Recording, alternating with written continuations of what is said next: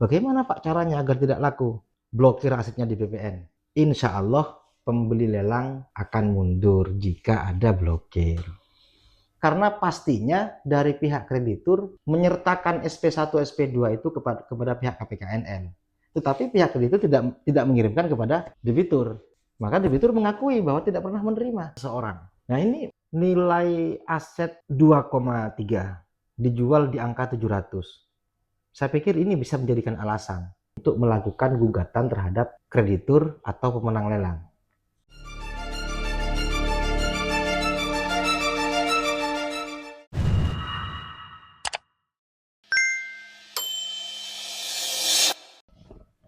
Assalamualaikum warahmatullahi wabarakatuh. Selamat malam sahabat-sahabat IDR semua. Berjumpa lagi dengan kami KHIDR, termasuk saya sebagian dari tim KHIDR.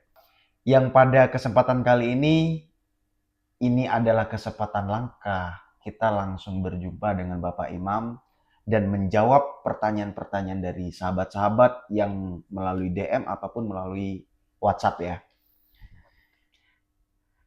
Kita langsung menuju kepada pertanyaannya ya.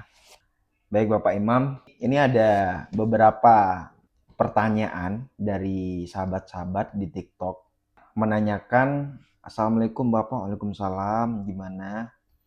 Ada yang bisa saya bantu ya Pak? Ada, saya ada pinjaman dari BPR, sekarang udah disomasi lewat 3 dan udah mau diproses lelang. Kira-kira apa yang bisa saya lakukan ya Pak? Soalnya sisa pokok utang itu 430 juta. Padahal jaminan sekitar 2,5 M. Jadi dari tanggapan Bapak Imam bagaimana ya Pak? Baik, terima kasih. Bahwa berkaitan dengan persoalan yang sekarang Bapak alami ini, bahwa Bapak sudah menerima SP1, SP2, SP3 dari BPR, di mana Bapak mengagunkan rumah, nilai aset yang diagunkan itu kurang lebih sekitar 2,4. Sementara hutang Bapak atau sisa hutang Bapak semua, pokok dan bunga mungkin ya, atau pokoknya saja itu sekitar 430 juta. Ini memang situasi yang bagi debitur yang macet begitu ya, yang dianggap sebagai nasabah yang menunggak oleh pihak bank. Memang dilemanya adalah di saat debitur itu menghadapi ancaman lelang dari pihak bank, apalagi sudah mendapatkan SP3. Nah, ini sudah proses kurang lebih sekitar 2 bulan lah, atau sekitar 2-3 bulan, bank sudah melakukan proses untuk mengajukan lelang kepada KPKNL. Pengajuan lelang bank kepada KPKNL itu sah menurut hukum. Akan tetapi yang banyak menjadi persoalan itu ketika nilai hutang dari debitur itu jauh di bawah nilai aset, itu biasanya bank melelangnya di kisaran nilai hutang. Tetapi itu biasanya ketika sudah masuk lelang ketiga. Lelang pertama mungkin agak tinggi, lelang kedua juga mungkin turunnya agak sedikit dari nilai likuiditas. Tapi sudah masuk lelang ketiga itu biasanya sudah masuk ke nilai limit atau limit lelang yang disamakan atau persis dengan nilai hutang. Sedangkan nilai hutang cuma 400, asetnya 2,5. Nah, ini sudah masuk ke risiko tinggi bagi debitur jika sudah masuk kepada ancaman yang seperti ini. Apa yang bisa dilakukan oleh pihak debitur? Bahwa bisa melakukan upaya agar lelang dari pihak bank itu tidak laku. Dari lelang ke-1, lelang kedua, atau lelang ketiga. Bagaimana Pak caranya agar tidak laku? Blokir asetnya di BPN. Pada saat sudah menjelang lelang, blokir asetnya di BPN. Tapi blokir aset BPN itu jika blokirnya tidak menggunakan perkara atau blokir secara individual atau pribadi karena memiliki aset, itu umurnya cuma sebulan. Tapi kalau sebulan itu pembeli lelang tidak akan mundur, tetap maju itu. Tinggal nunggu, kalau cuma diblokir sebulan tidak bisa balik nama sebulan, ditunggu aja. Setelah sebulan bisa balik nama. Nah, strateginya adalah gugat pihak perbankan, cari PMH-nya atau perbuatan melawan hukumnya, kemudian gugat pihak perbankan, mendasari gugatan itu ajukan kepada pihak BPN untuk diblokir asetnya. Nah, umur dari blokir aset mendasari atau jangka waktu atau tempo dari blokir yang mendasari gugatan perdata itu sampai putusan ingkrah atau berkekuatan hukum tetap. Lumayan jangka waktu blokirnya, bisa setahun, bisa 2 tahun, atau bahkan lebih. Karena setelah ingkrah baru bisa diangkat blokirnya oleh pihak BPN. Kok bisa lama Pak, setahun 2 tahun? Iya, karena kita bisa menggunakan banding kalau kita kalah. Setelah banding kita bisa mengupayakan kasasi. Kan belum ingkrah. Baru setelah kasasi itu ingkrah. Lah, masa ini kurang lebih sekitar 1-2 tahun atau lebih. Mendasari gugatan itu menggugat pihak bank, melakukan gugatan blokir ke BPN. Insya Allah pembeli lelang akan mundur jika ada blokir. Sampai kapan Pak blokir? Ya sampai lelang, kalau sudah lelangnya tidak laku, tidak apa-apa, dicabut gugatannya. Lelang lagi, gugat lagi pihak bank, blokir lagi di BPN. Kok riuh sekali Pak? Ya itu resiko agar tidak laku lelang, sambil lalu mengumpulkan dana untuk melakukan pelunasan, atau bahkan nanti pada saat lelang ketiga cukup waktu sekitar 2 tahun dari mulai saat SP3 ini sampai ke lelang 3, mungkin cukup waktu kurang lebih sekitar 2 tahun, cukup untuk mengumpulkan dana yang sesuai dengan nilai pokok, baru kita ajukan pelunasan kepada bank. Mudah-mudahan itu ya salah satu caranya agar terhindar dari lelang yang laku, agar pembeli lelang mundur. Baik, kan tadi katanya Bapak kita bisa menemukan celah yaitu PMH. Jadi kita menemukan celah PMH itu dari mana ya Pak? Tuh banyak lah kalau diceritakan, nanti kalau buka kronologi antara hubungan hukum antara kreditur dan debitur, saya pikir banyak PMH dari pihak bank yang bisa kita ajukan sebagai alasan terhadap gugatan itu. Jadi pihak bank ini kan udah melakukan sesuai prosedur nih Pak, yakni di mana sudah melakukan SP1, SP2, SP3. Jadi masih ada celah untuk melakukan PMH itu tadi Pak? Masih banyak celah. Salah satu begini, yang mungkin bisa menjadikan alasan mengajukan gugatan itu ya, nilai limit yang tidak sesuai dengan nilai pasar, itu yang pertama. Yang kedua, lelang yang tergesa-gesa atau prematur. Itu menjadi alasan untuk melakukan gugatan mendasari PMH-nya bank. Terus kemudian misalkan pada saat ada keterikatan hubungan hukum antara debitur dan kreditur, ada tim penagih yang pernah melakukan penagihan bukan kepada debitur, atau bahkan misalkan rumahnya dipilok atau diberi banner yang besar seakan-akan dipermalukan oleh bank bahwa rumah disita oleh bank karena nasabah menunggak. Itu PMH itu.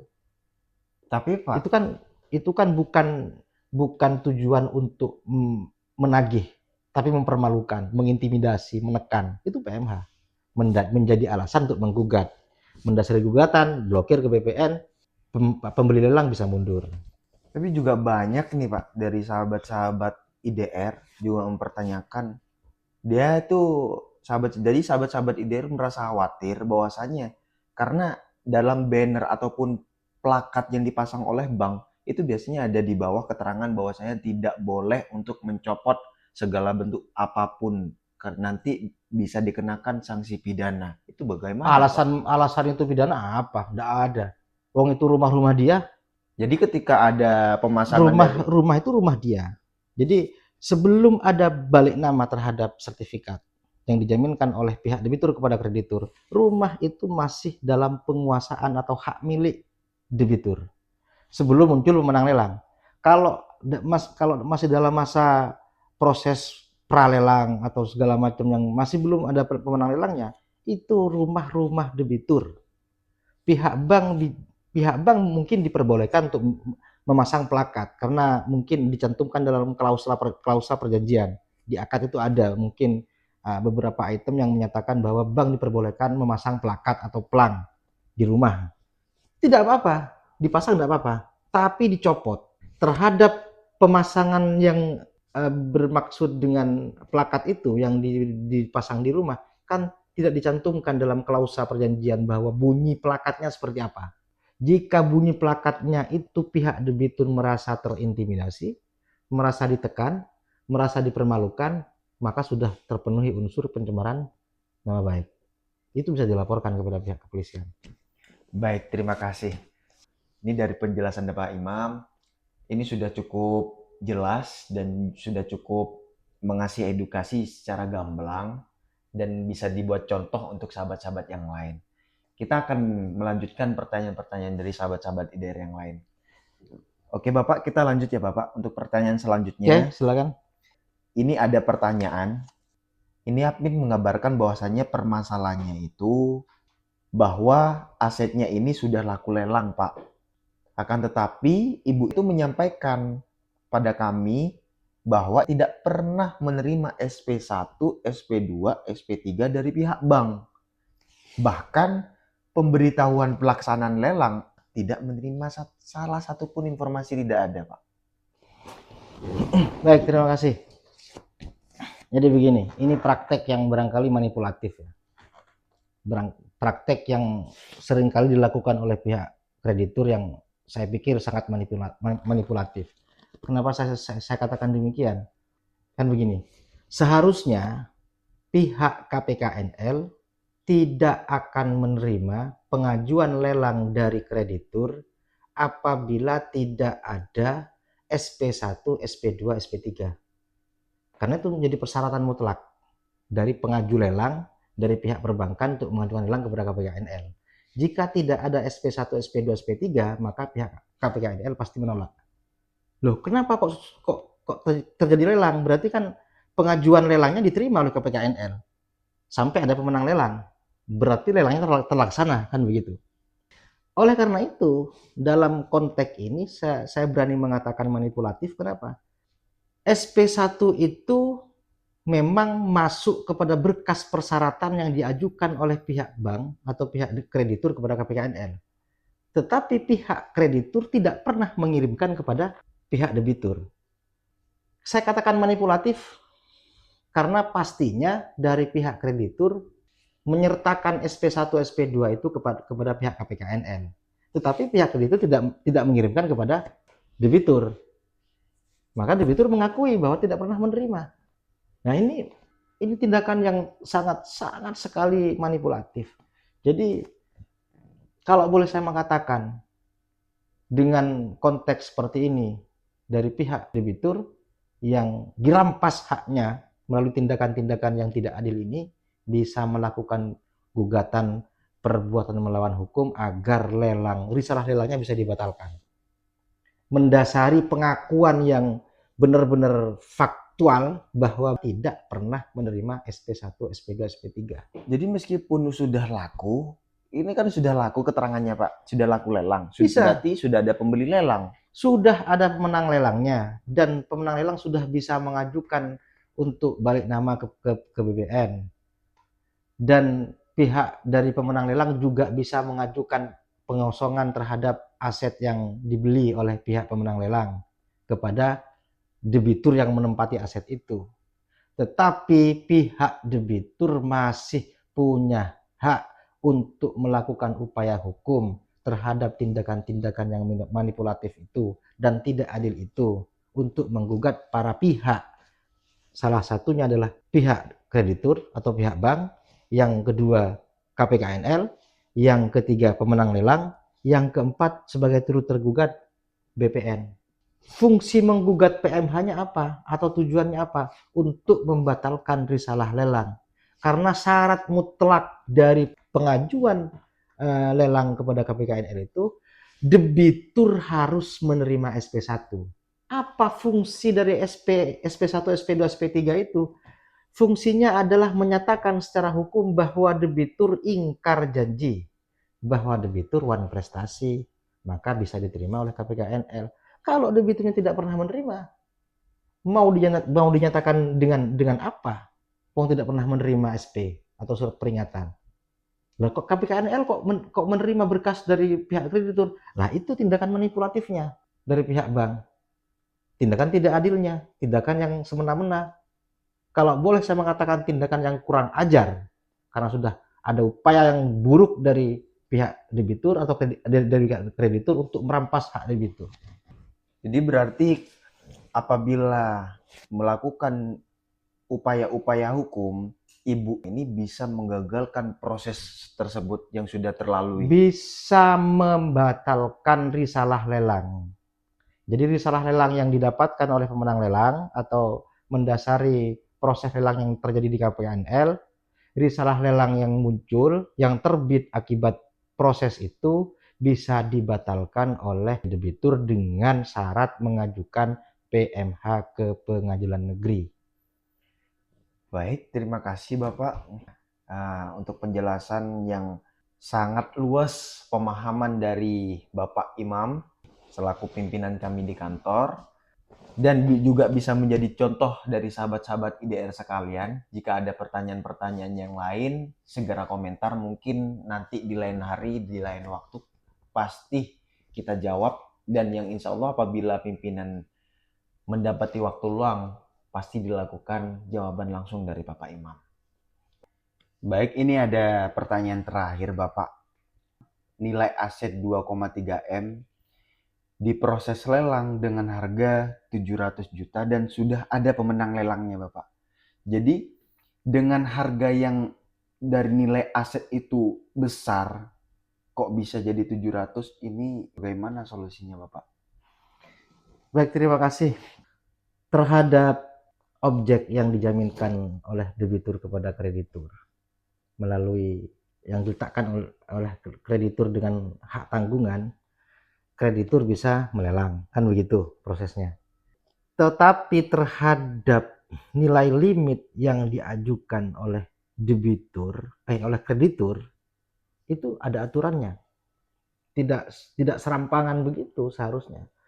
Ada nilai likuiditas yang kemudian menjadi dasar bagi kreditur untuk menentukan limit. Mendasari cerita atau kronologi yang disampaikan, kok saya melihat di situ ada ketimpangan gitu. Ada rasa yang tidak adil di situ.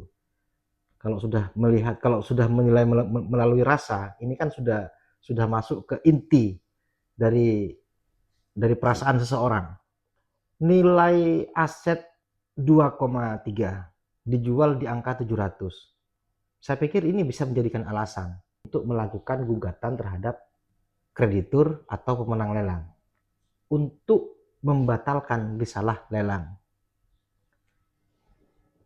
Salah satu yang bisa membatalkan risalah lelang itu adalah gugatan terhadap nilai limit lelang yang di situ tidak ada rasa keadilan sama sekali, bahwa nilai asetnya dijual dengan nilai yang jauh sekali di bawah nilai pasar atau jauh di bawah nilai likuiditas yang seharusnya ditentukan oleh pihak bank. Ini semacam, kalau boleh saya katakan, seperti konten kita sebelumnya, bahwa memang banyak upaya-upaya dari pihak perbankan atau pihak kreditur yang merampas hak dari debitur dengan cara-cara berlindung dari aturan perundang-undangan yang seharusnya itu juga melanggar asas kepatutan, asas keadilan yang seharusnya tercermin dari proses yang berjalan melalui akad antara kreditur dengan debitur, termasuk proses menentukan limit lelang itu tidak boleh serampangan dan tidak boleh keluar dari jalur asas kepatutan dan asas keadilan. Karena kenapa? Karena di situ masih ada hak dari debitur. Terhadap aset yang diagunkan itu masih ada hak dari debitur. Sekalipun nilai hutang dari debitur itu senilai 700, pokoknya misalkan, kan bisa pihak bank menjual di atas itu. Karena masih ada yang berminat di atas itu. Kan bisa dikembalikan kepada debitur sisa hutangnya. Semisal nih, dijual dengan nilai limit lelang 1,7 atau setidaknya 1,5. dengan selisih dari 2,3 ke 1,5, pihak pembeli kan sudah diuntungkan dengan harga yang cukup murah lah. Dari nilai pokok hutang 700 ke 1,5, ada selisih 800 yang bisa dikembalikan oleh pihak bank kepada debitur. Dengan sudah menutupi pokok hutang yang 700, sisa 800 itu masih bisa diberikan kepada debitur. Karena masih ada haknya di situ. Jika dijual dengan harga 700 padahal nilai asetnya atau appraisal aset itu senilai 2,3, ini sudah mencederai asas kepatutan dan asas keadilan. Dan mudah-mudahan bisa mencerna ini secara akal sehat dan bisa memperjuangkan haknya, gugat ke pengadilan dengan alasan nilai limit yang di bawah nilai pasar atau di bawah nilai likuiditas. Mungkin itu ya yang bisa saya sampaikan. Baik, terima kasih Bapak. Sahabat-sahabat IDR, ini bisa dijadiin contoh bagi semua. Apabila ada permasalahan seperti ini, lagi-lagi jangan risau, jangan panik, karena semua pasti ada celah untuk melakukan gugatan perbuatan melawan hukum. Jadi apabila sahabat-sahabat IDR yang juga lagi mengalami hal yang seperti ini ataupun yang sama, silahkan berkomentar. Pastinya nanti kami tanggapi. Atau Bapak Imam selaku pimpinan kami di kantor, apabila ada waktu luang, pasti akan menyempatkan waktunya untuk membalas sahabat-sahabat melalui video TikTok ataupun YouTube kami ya. Cukup begitu dari kami. Salam semangat, salam bahagia, semoga sukses selalu dan sehat selalu bagi sahabat-sahabat IDR yang senantiasa dan setia mendukung channel-channel kita. Terus ikuti, terus follow dan subscribe. Selamat malam, sekian dari kami, terima kasih.